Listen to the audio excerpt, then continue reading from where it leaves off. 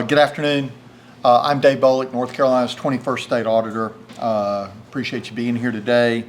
I'm joined by Beth Ray, who heads up the Investigative Division of the Office of State Auditor. She's been with the office since January of 2025. She has more than 20 years experience prior to her tenure at the Auditor's Office as a prosecutor, prosecuting everything from seatbelt tickets to first-degree murder cases in Cumberland County.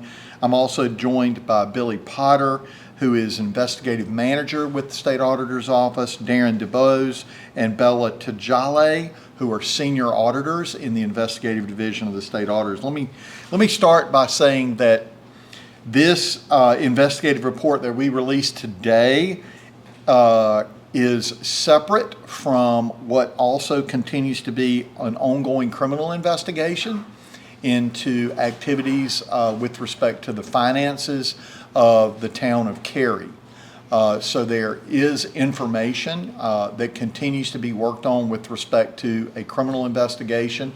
And I know there were some news outlets that have also talked with District Attorney Lauren Freeman with the Wake County DA's office, who confirms that criminal investigation still continues through her office, and we are working with her and also relevant criminal and investigative divisions of the state of North Carolina. So in order to preserve the integrity of the criminal investigation, some of the information that our team has developed may not be inclusive in this particular report, but at the appropriate time that information will be released. What we found and what the team found in the town of Cary is, quite frankly, a culture of extravagant spending of tax dollars by elected officials and the staff of the town of Cary. What started as a focused investigation on the prior town manager of Cary became a wider look at spending across the town of Cary. It was clearly, this extravagant spending, though, was led by the former town manager, Sean Stegall. He can more directly be traced to some of the most concerning items that we found. And so there's some specific items that illustrate sort of this culture of extravagant spending. And that includes a $3,400 penthouse stay, $220 bone-in ribeye steaks with $48, $50 glasses of wine paid for by the taxpayers of Cary, spending $1,600 on Ray-Ban sunglasses for the town council because they went to a park ribbon cutting and sun was shining in their eyes, so he decided that the town needed Ray-Ban sunglasses.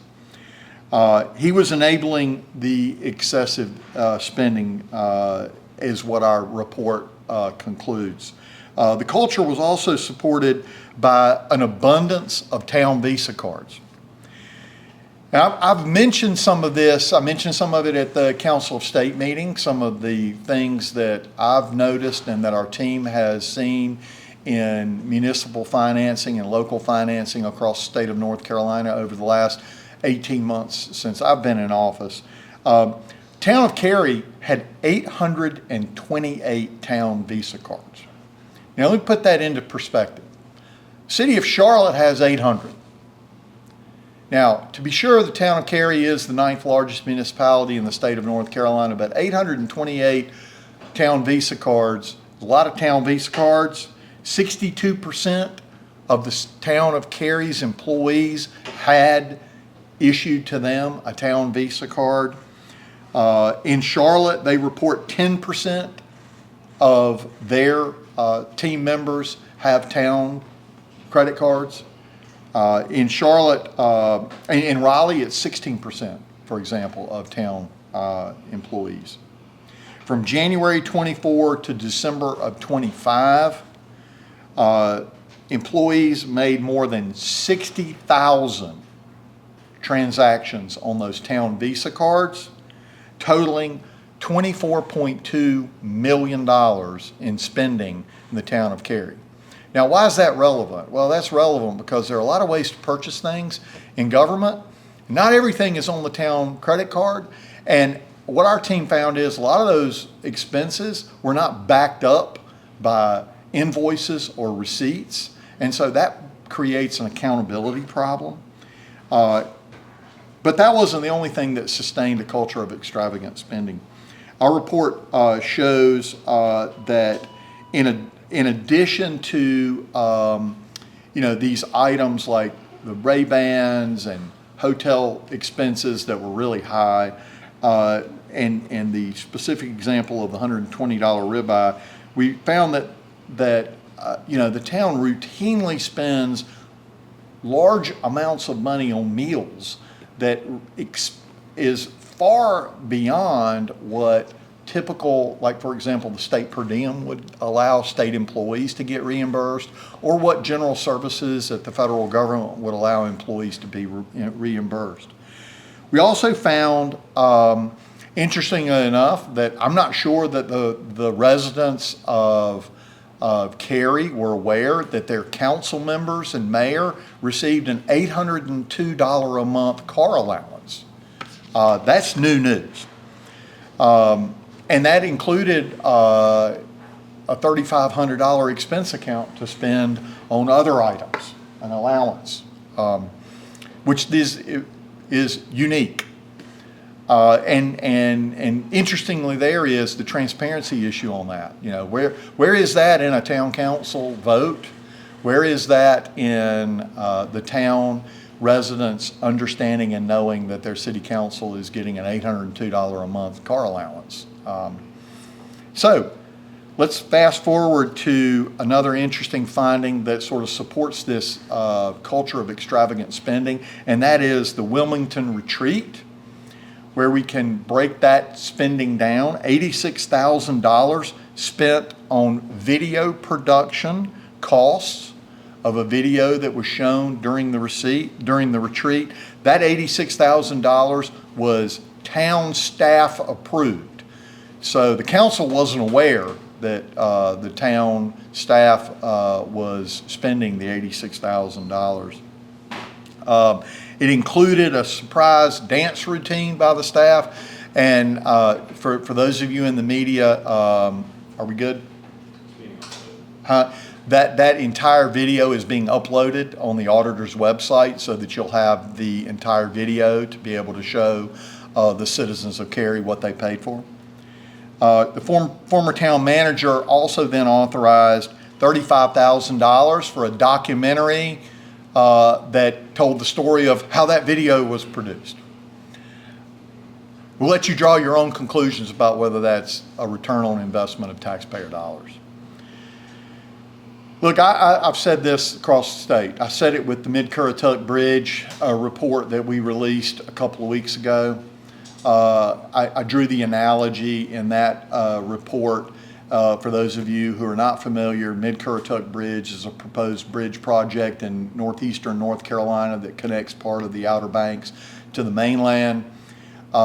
That bridge project, we revealed the state had spent $61 million and have not turned a single piece of dirt with respect to the expense of that $61 million. But yet you can go several hours south to Surf City, where the state spent $57.7 million, and they got a bridge. Now, maybe that's a lot of money for a bridge, but you got a bridge.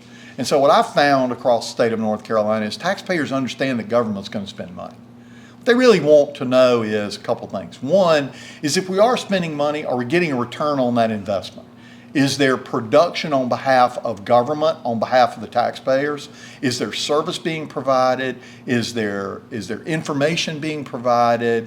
Are government officials doing things with taxpayer dollars that benefit the community? What frustrates taxpayers in conversations that I have with taxpayers is spending of money that doesn't get a real firm return on any type of investment. And that's not to say that, look, government officials aren't going to make mistakes, but, or have spending decisions that may not go the way that they initially intended. But for the most part, taxpayers want to know that they're getting a return on investment, and they also want to know how their money's being spent. Hence the 2,600 pages that your state auditor's office has released today to detail a lot of the spending in the town of Cary, because it's time for the people of Cary to understand exactly how their money is being spent. You know, when government employees take executive van transportation to go 12 miles to a holiday dinner, and when they're are going to fine dining steakhouse where the average meal comes out to be $102 a person, I don't think it's out of the realm of really common sense for taxpayers to start questioning how their government is spending their money. So, as the state auditor's office, we've seen this across the state. As I said earlier, we saw it in an earlier report with Elizabeth City. But Cary they're not the ninth, they're the seventh largest municipality in the state of North Carolina. And what our team has concluded is, and there's no better way to say it, that there's a cultural problem in terms of extravagant spending of taxpayer dollars in the town of Cary. Now, that being said, we've had productive discussions with the leadership of the town of Cary. We had an exit conference with them, the mayor, I've talked to several council members, talked to the new town manager, acting town manager, and the emphasis from those individuals who represent Cary is sort of the best way I can put it is they have a fresh attitude of looking at how money is being spent in the town of Cary. And so the hope is that there will be a serious look with respect to accountability and transparency to the public on how these dollars are being spent. Couple of things of note. There was some issues about that came up that I'll be glad to answer questions on about the work culture. That the council enabled an approach to finances where they limited their own information. And I said this to a group of mayors at the mayor's conference. I was actually asked from the crowd a question, you've been state auditor for a bit of time. Well, if you got a piece of advice, what piece of advice could you give us as mayors? And one of the pieces of advice I said, probably I think is common sense, and it's not like I know more than anybody else, and that is, look, don't be afraid to ask tough questions of your professional staff, right? Particularly when it comes to the spending of money and how they're managing the budget of whatever municipality or entity that you're elected to represent. Because, when you get professional financial managers and town managers and county managers who, when asked tough questions, are quick to pull out the notebook and say, I'm glad you asked. Here's the information. When you have that, you have a really solid working local government. When you have town officials that obfuscate and don't give officials information when they ask for it, like we've seen in the city of Rocky Mount. We've heard from the mayor there who couldn't get information. We've heard from council members there who couldn't get information from their former manager. That is a clear red flag that there is a potential spending problem within the municipality. So I urge all council members and mayors to err on the side of micromanagement and ask tough questions. And I understand that they might get criticism from members of the press for asking tough questions and micromanaging. I got criticized for that at UNC Chapel Hill, but guess what? We uncovered a $100 million shortfall in the budget and were able to clean that up. So sometimes micromanagement's what's called for. And that's what we really needed here in the town of Cary. With that being said, as I said, I am happy to take some questions. I think the good news is this has been identified. The criminal investigation continues to move forward because this office, along with, I know, the Wake County District Attorney's Office and the State Bureau of Investigation, is really keen on accountability and holding people accountable for actions. That investigation continues, more to come, and we will continue to follow up and do additional work with the town of Cary with respect to their current financial situation. So at this point, I'm glad to take questions, and I also have staff here that I may refer to with some technical questions, because we have a fantastic professional team here at the auditor's office that has worked really hard on this report, and they've been living with this for the past several months, so they may even have clearer, more detailed answers. So yes, sir. some of these P card purchases identified in the audit are really just a drop in the bucket of Cary's massive budget. So can you talk more about why some of these purchases were of particular concern to your investigators?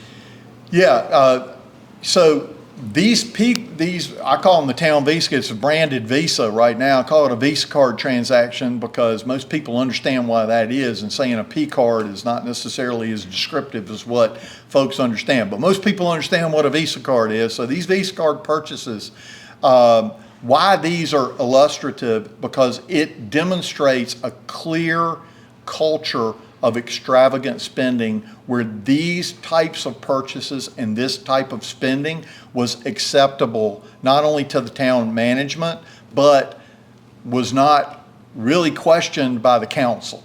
Whether they knew about it or not, there was no questioning by council.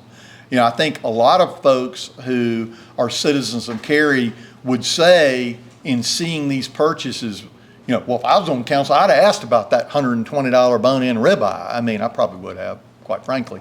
You know, get the bone-in ribeye, but pay for it yourself, right? I mean, you know, there's legitimate expenses, and then there's over-the-top expenses. I think what this report begins to dig down into is to show a culture of extravagant spending that, quite frankly, has got to be reined in. The Town of Cary, they just passed their fiscal budget for next year, and during that meeting, they mentioned that all of this extravagant spending made their public safety suffer. Now they're trying to play catch up. What do you have to say to this town about that? Well, elections have consequences, and people are elected to represent the town of Cary, and you know, the citizens of Cary need to make that decision. It's not really the auditor's position to change policy. It's our job to point out what's actually going on, particularly for citizens who may not know. You know, this information is generally public information, and somebody asked me about that today, about public information. Yeah, it's public information, but you know, citizens of Cary and people of North Carolina, they're busy living their lives. This is the job of the state auditor's office to be their watchdog. And so that's what this provides. This provides now a big open window into spending. And these are specific examples, I think, and the hope is that the town will take seriously and that the new manager will take seriously, and there will be a reining in of the culture in terms of spending so that the town of Cary doesn't get into a budget crunch. We saw what extravagant spending can do in the city of Rocky Mount. You know, city of Rocky Mount, I want to point out, was within a fiscal quarter of being dead out of money. And they've had to rein in their spending and change all of their habits in Rocky Mount. And I know many of you have followed that saga, but that's part of why we do this. Nobody wants to see the 7th largest municipality in the state of North Carolina have financial difficulty. You were mentioning this, but just what does this report kind of say about the current oversight now on all municipalities across the state? Do things need to be stronger with, you know, how we're keeping these people accountable, or what kind of rules are in place? Yeah, I mean, I think what this says to municipalities across the state is two things. One, you have an active state auditor's office that's not afraid to show up and take a look at the books. Second, city councils, mayors, commissioners need to ask tough questions of the professional management and be ready to take clear, transparent, accountable action in open meetings about how money is being spent on behalf of the taxpayer. Again, taxpayers don't mind if money is being spent. They want to know how it's being spent, and they want to believe and know that the intent is to get a return on investment of the expense of those dollars. And this is a follow-up, I mean, probably answer for the criminal side of it, but could there be charges coming of this from multiple people, one person? Like, what are we kind of looking at? Whenever there is an ongoing criminal investigation, there's always the possibility of potential charges. Have you been in contact with the former town manager at all, and has he cooperated at all with this investigation? I have not been personally in contact. No, we have not been in contact with the former town manager. Thank you. We have not been in contact with the former town manager. We did make an attempt to contact him. He did not wish to speak with representatives from the auditor's office. Yes, ma'am. Since Stiegel resigned, the town publicly has laid a lot of the problems at his feet as an individual. Could you point to some points in your investigation that show you that it's a cultural rather than an individual problem in the town of Cary? Like, how do you know what to attribute to him versus to the culture? And, following that, how to correct for that now that he's gone? Well, yeah, I mean, based on what our investigation shows, as well as conversations with the leadership of the town of Cary, a couple of points I would make on that is, one, there was a lack of active oversight of the town manager. There was a belief that the town manager was doing what council expected without, in view of this investigation and in light of this investigation, without really thoroughly following up and looking at the expense of dollars. I mean, that's why, look, you sign up to be on the town council, you sign up to be the mayor, sometimes you got to make some waves and ask some tough questions. And that's what we see. We see a lack of tough questions on how the money's being spent. Everything's good as long as the spigot's flowing and money's flowing. But when things start to tighten up and you get public safety issues and lack of ability to make certain budget adjustments to pay for things that are necessary, that's when things start bubbling to the surface. So it's all well and good as long as the money keeps flowing. The taxpayers, on the other hand, what they would like to see is if you've got this much excess money, they'd like to see tax cuts instead of raising taxes. So, yeah, I think that it's a question of oversight. I do, after conversations that I've had, I'm going to be totally transparent. I believe the mayor, I believe the current town manager, I believe various city council members that I've had conversations with, and I know our team has had conversations with. I believe they have a renewed interest in making sure that they get the town finances straight. Let's hope so. I will say this, the state auditor's office is going to follow up. We have not, in the last 18 months, issued audits or investigations that we have not followed up on. That is a policy that we have in our office. We follow up and get to the end, hoe to the end of the road, like I like to say, to use North Carolina speak.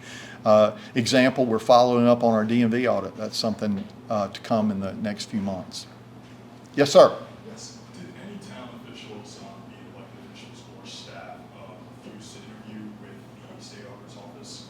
Say it again, I'm sorry. Yes. Did any town officials, be it elected officials or town staff, did any of them refuse to? No, the town of Cary was cooperative. They were cooperative and forthcoming. All right, anybody else? 2,600 pages, I think that's good work because it also lays out the data points for you as the news media and the public to do their own discovery. Again, our team will upload the full video because I think that's important for everybody to get the full video and see exactly what they paid for if they're a member of the if they live in the town of Cary. All right, thank you for your time. It is an honor to be the state auditor. The work is not always fun, but it is really important to shine a light on how taxpayer dollars are being spent and to not be afraid to take a fresh look under the hood at exactly how things work. Thank you.